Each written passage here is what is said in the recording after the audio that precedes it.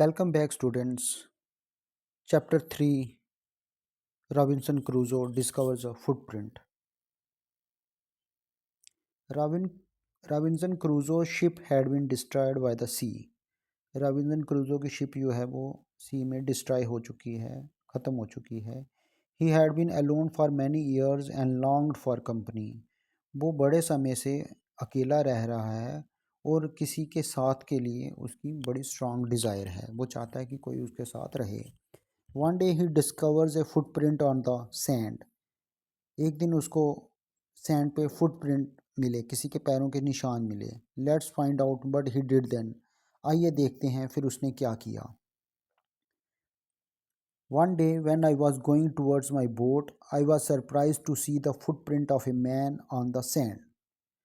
एक दिन जब मैं अपनी बोट की तरफ जा रहा था जो कि टूटी फूटी थी, मैं बड़ा हैरान हुआ किसी के पैरों के निशान देख के. रेत पे किसी के पैरों के निशान थे. I stood amazed. मैं आश्चर्यचकित रह गया. आई listened.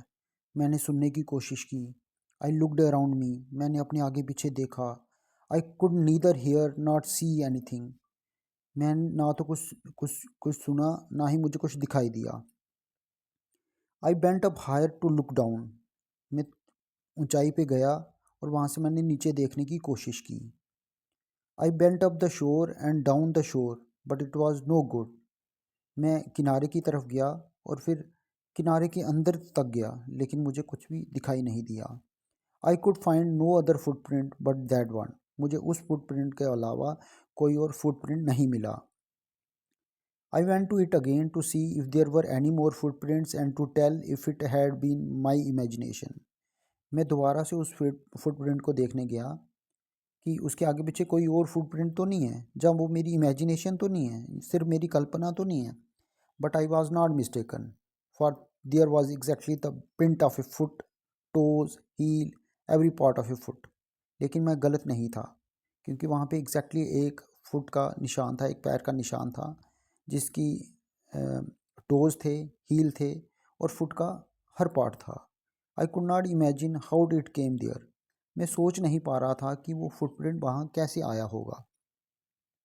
I stayed a long time thinking but became more and more confused. मैं बड़ी देर वहाँ खड़ा होकर सोचता रहा, लेकिन मैं जितना सोचता था उतना ज़्यादा मैं कन्फ्यूज़ होता जाता था.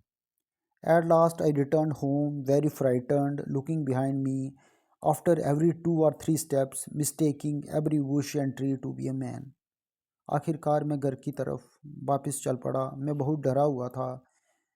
मैं हर 2-3 कदम के बाद पीछे देखता था और हर झाड़ी और हर वृक्ष मुझे ऐसे लग रहा था जैसे कोई आदमी है. When I came to my cave, which I called my castle, I ran inside it as if I was being chased. जैसे ही मैं अपनी गुफा के पास पहुंचा, जिसको कि मैं अपना किला भी कहता हूँ, कैसल भी कहता हूँ, मैं दौड़ के उसके अंदर गया जैसे कोई मेरा पीछा कर रहा हो. I do not remember whether I use the ladder or bent in by the hole in the rock which I call the door.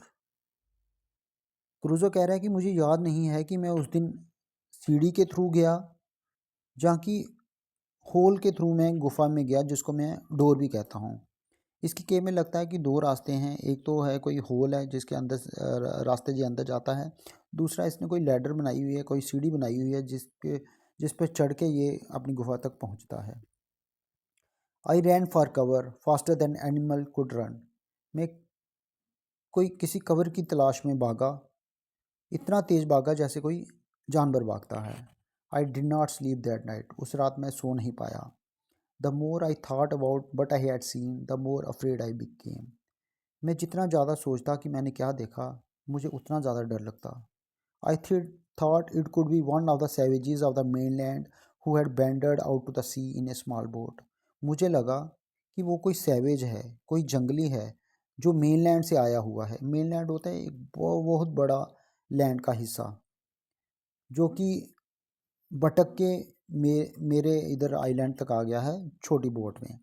देखिए, हम सैवेज कहते हैं उन लोगों को जो हमारे से दूर रहते हैं, जंगलों में रहते हैं और जिनको सिविलाइजेशन का पता नहीं है. लेकिन ये रॉबर्ट क्रूजो जो अकेला आइलैंड में रहता है ये अपने आप को सिविलाइज मान रहा है, और जो दूसरे लोग जो कि मेनलैंड में रहते हैं उनको ये सैवेज कह रहा है। Luckily I was not on शोर at that time, but if he had seen my boat. कह रहा है कि ये तो बड़ी लक की बात है, बड़ी खुशकिस्मती है मेरी कि मैं उस वक्त किनारे पे नहीं था जब वो आदमी आया होगा, लेकिन उसने मेरी बोट तो देख ली होगी। If he had seen the boat he would have realize that someone lived on the island and would soon return with others to kill and eat मी।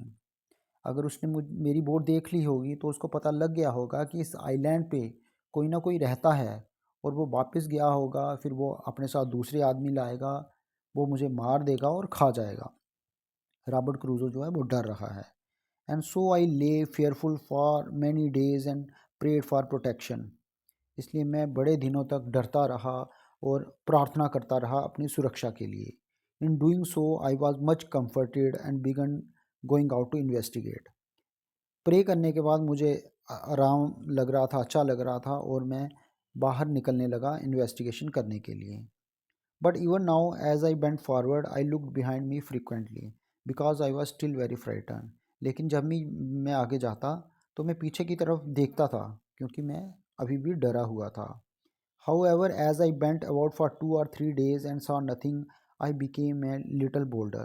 लेकिन जैसे मैं 2-3 दिन निकलते मुझे हो गए और मुझे कुछ ना दिखाई दिया, तो मैं थोड़ा बोल्ड हो गया, थोड़ा साहसी हो गया। I decided to go down to the shore again and examine the footprint once more.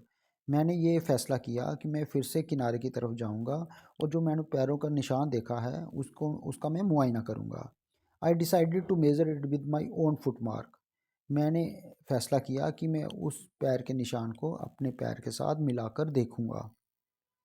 As I came closer to the footprint, I realized that it could not be my footprint because I had not come to this part of the beach since a long time.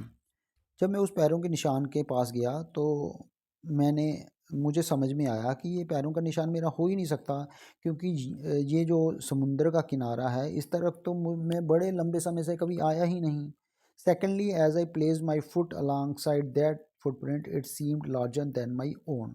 और दूसरा, जब मैंने अपना पैर उस पैर के निशान के ऊपर रखा तो वो पैरों का निशान जो था वो मेरे पैर से बड़ा था। माई फेयर रिटर्न, मेरा डर वापस आ गया, क्योंकि अब क्रूज़ो को पता लग गया था कि ये पैर का निशान उसका नहीं है, किसी और का है।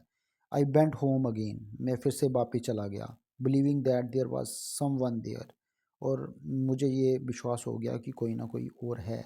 द आइलैंड वॉज इनहेबिटेड, इसका मतलब ये जो आइलैंड है, ये जो द्वीप है, ये इनहेबिटेड है, यहाँ पे कोई और लोग भी रहते हैं। Adapted from Daniel Defoe's Robinson Crusoe. ये जो छोटी सी स्टोरी है ये रॉबिन्सन क्रूजो का ये डैनियल डिफॉय जो उनका एक नावल है रॉबिन्सन क्रूजो, उसी नावल में से एक छोटा सा पार्ट ये स्टोरी यहाँ पे दी गई है। इसी के साथ हमारी ये जो लेसन की एक्सप्लेनेशन थी वो ख़त्म हुई। नेक्स्ट वीडियो में मैं इसकी जो एक्सरसाइज है उसको आपके सामने सॉल्व करने की कोशिश करूँगा। तब तक के लिए थैंक यू।